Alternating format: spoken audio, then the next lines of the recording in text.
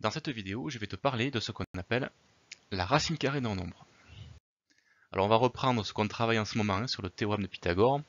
Donc tu vois que tu as un carré ici dont tu connais son aire et on veut trouver la longueur de son côté. Alors tu sais que pour trouver l'aire d'un carré, c'est côté multiplié par côté qu'il faut effectuer. Donc ici, eh bien, le côté va mesurer 5 cm puisque 5 cm multiplié par 5 cm, ça va bien donner 25 cm². Et bien d'un point de vue mathématique, le nombre 5 est appelé la racine carrée du nombre 25. Parce que si on fait 5 fois 5, on trouve 25. Ça se note comme ceci. Tu vois, il y a un symbole qui ressemble à un V avec une barre horizontale par-dessus le nombre. Ça s'appelle un radical, ça. Et ceci se lit la racine carrée du nombre 25. Et c'est donc le nombre 5. Alors, autre exemple avec un deuxième carré dont l'aire est de 64 cm² cette fois. Bien, le côté va mesurer 8 cm, puisque 8 cm multiplié par 8 cm, ça fait bien 64 cm².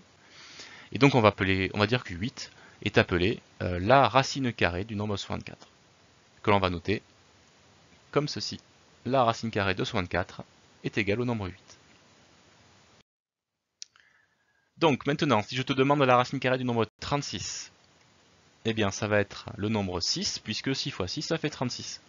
Bon, tu vois 6 fois 6, je l'écris plutôt 6 exposant 2, 6 au carré. C'est plus court. Mais tu aurais pu me dire qu'il y a aussi un autre nombre qui donne 36, si on le met au carré. C'est le nombre moins 6. On a appris qu'en multipliant deux nombres négatifs, le résultat est positif. Bon, simplement il faut savoir que cette solution-là, c'est pas elle qu'on appelle racine carrée de 36. En fait, ce qu'on appelle racine carrée de 36, ça va être la valeur qui va être positive, qui va donner 36. Voilà.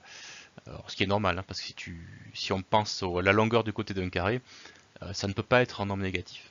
Bon, c'est bien de savoir que ça existe quand même, cette solution-là. La racine carrée du nombre 81, c'est le nombre 9, puisque 9 fois 9, 81.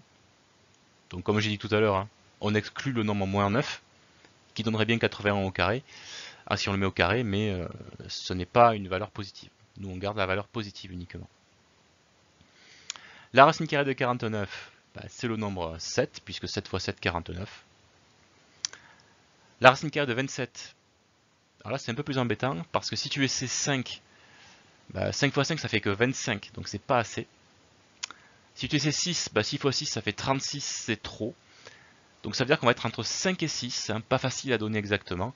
Donc c'est là où tu prends ta calculatrice parce qu'elle sait calculer, ta calculatrice elle sait déterminer les racines carrées. Elle a une touche radicale ici.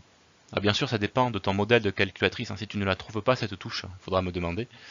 Alors là tu vois ici comme elle est au-dessus, il faut appuyer sur Shift d'abord pour y accéder. Et ta calculatrice te donne ceci comme résultat. Donc on se rend compte que ce nombre, son écriture ne se termine jamais, en fait, ce n'est pas un nombre décimal. Donc on va être obligé de donner une valeur approchée, on va dire, c'est à peu près par exemple 5,196 par exemple. Ce n'est qu'une valeur approchée. Si tu veux en donner une valeur exacte, il faut utiliser l'écriture avec le radical. Voilà, racine carrée de 27 c'est la valeur exacte, et 5,196 c'est une valeur approchée. On termine par un nombre négatif, la racine carrée de moins 49. Bien ici, en fait, cette racine carrée, elle n'existe pas, en fait. Elle n'existe pas. Parce que même si tu essayais moins 7 comme nombre, comme racine carrée, si on multiplie deux nombres négatifs, le résultat il va être positif, il ne pourra jamais être négatif. Donc voilà, ça n'existe pas.